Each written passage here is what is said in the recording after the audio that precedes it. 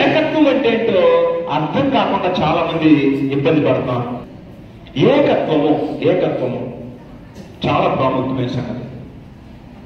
ఏకత్వము అంటే అర్థం ఏంటంటే, బైబిల్ మొత్తంలో మనం కన్సైజ్ చేస్తే తండ్రి అయిన దేవుని ఆలోచనతో ఏకీభవించే వాళ్ళందరూ ఏకత్వం కలిగి ఉంటారు. దేవుడు సంకల్పించాడు, క్రీస్తు వాక్యమునైనా భూలోకానికి వచ్చాడు. ఈ వార్తను చెప్పడానికి పరిశుద్ధాత్మను పరలోకం నుండి భూమి మీదకి పంపించాడు. వీళ్ళ ముగ్గురులో సృష్టిని చేయడంలో కానీ, మానవుడు పతనమైతే పాప క్షమాపణ కలిగించే ప్రక్రియలో కానీ ఎక్కడ కూడా కాంట్రడిక్షన్ లేదు. ముగ్గురు ఏకమై ఎవరి పని వాళ్ళు చేస్తున్నారు. ఒకరి పని ఒకరు చేయట్లా, ఎవరి పని వారికి ఉంది. పాప క్షమాపణ కోసం చనిపోయేటువంటి బాధ్యత యేసుక్రీస్తు మీద ఉంది. అది చేయడానికి పరలోకం నుండి రక్తం వంశాలు వేసి భూమి మీదకు పంపించవలసినటువంటి వ్యక్తి తండ్రి అయితే, ఈ వార్తను మోసుకొని వెళ్ళిపోయేటువంటి బాధ్యత పరిశుద్ధాత్మకు అప్పగించాడు. ఇందులో ఏం కాంట్రడిక్షన్ లేదు, అర్థం చేసుకోవడంలోనే లోపం. ఏకమై ఉండటం యోహాను సువార్త 17 వచ్చారు. మీరు నీట్గా ఇంటి దగ్గర ఒక 10 సార్లు చదవండి. ఎవరో నేను చెప్పానని ఇంకోటి చెప్పారని చూడొద్దు. ఆ అధ్యాయము చాలా జాగ్రత్తగా చదవండి. బోర్డు ఉంటే బాగుండేది. ఏకత్వము అంటే ఏంటో మీకు వివరాలు ఇప్పుడు ఇదే అధ్యాయం మనకి ఏకత్వాన్ని గురించి చెప్పేటువంటి ఏకైక అధ్యాయం.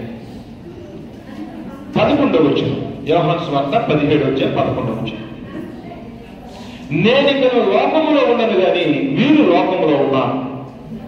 నేను నీ యొద్దకు వచ్చుచున్నాను. పరిశుద్ధుడైన తండ్రి, మనము ఏకమైనలాగున, మనము ఏకమై ఈజ్ ఈక్వల్, మనం ఎలాగ ఏకమై ఉన్నామో లాగునంటే అలాగే వారును ఏకమై ఉండునట్లు నీవు నాకు అనుగ్రహించిన నీ నామమున వారిని కాపాడితిని.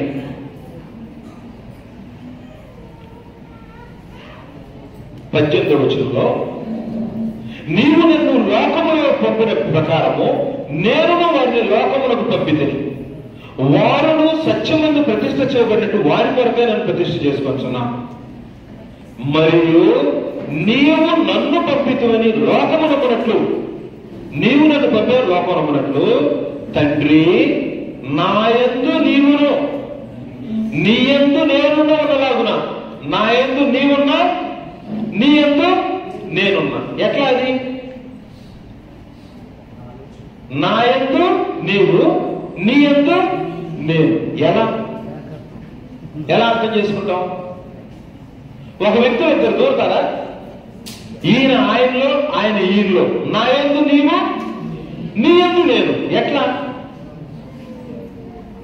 నాయందు నీవు ఉండాలి, నీయందు నేను ఉండాలి. ఎలా? కింద చదువుతాం. అంతవరకైతే పర్లా. నాయందు నీవును నీయందు నేను ఉన్నలాగునా వారును మనయందు ఏకమై ఉండవాలని. పోనీ మనిద్దరం అంటే ఎట్లా అడ్జస్ట్ అవుతాం? వారంటే 12 మంది, వారును మనయందు ఏకమై ఉండవాలని. పోనీ ఇద్దరు వాళ్ళు 12 మంది 14 మంది ఏకమయ్యారంటే పోనిద్దాం. వారి కొరకు మాత్రం ప్రార్థించలేదు. వారి వాక్యం వలన నా యందు విశ్వాసం ఉంచు వారందరూ ఏకమై ఉండవాలని వారి కొరకు ప్రార్థించున్నా. అంటే అర్థమేంటి? తండ్రి కుమారుడు ఎలాగూ ఏకమై ఉన్నారో, వారితో అపోస్తులు ఎలాగ ఏకమై ఉన్నారో, వారి వాక్యం వినే వాళ్ళందరూ కూడా వీళ్ళతో పాటు ఏకమై. అంటే ఏమనర్థం బైబిల్ చెప్పేది చెప్తాను.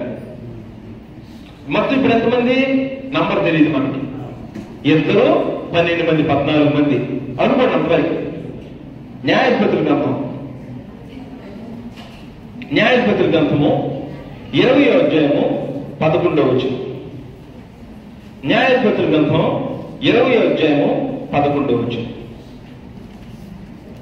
సందర్భం ఏంటంటే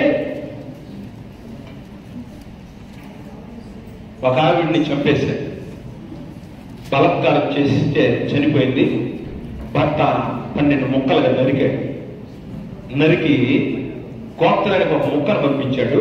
వాళ్ళందరూ ఏం చేశారంటే మిస్పా అనే ఊర్లో, ఇప్పుడు మనం ఆరులోవాలో వేరు వేరు ప్రాంతాల చల్లాగొచ్చి మీట్ అయ్యామో, మిస్పా అనేటువంటి ఊర్లో మీటింగ్ ఏర్పాటు చేశారు.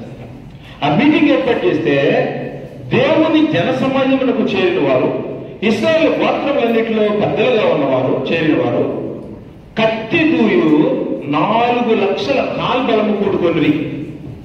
ఎంతమంది కూడుకున్నారు? 4 లక్షల మంది.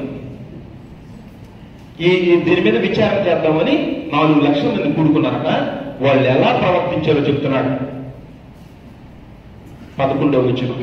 కాబట్టి ఇశ్రాయేలీయులు అందరూ ఒక్క మనుషుడు అయినట్టుగా ఏకీభవించి ఆ ఊరు వారితో యుద్ధము చేయటకు కూడిరి.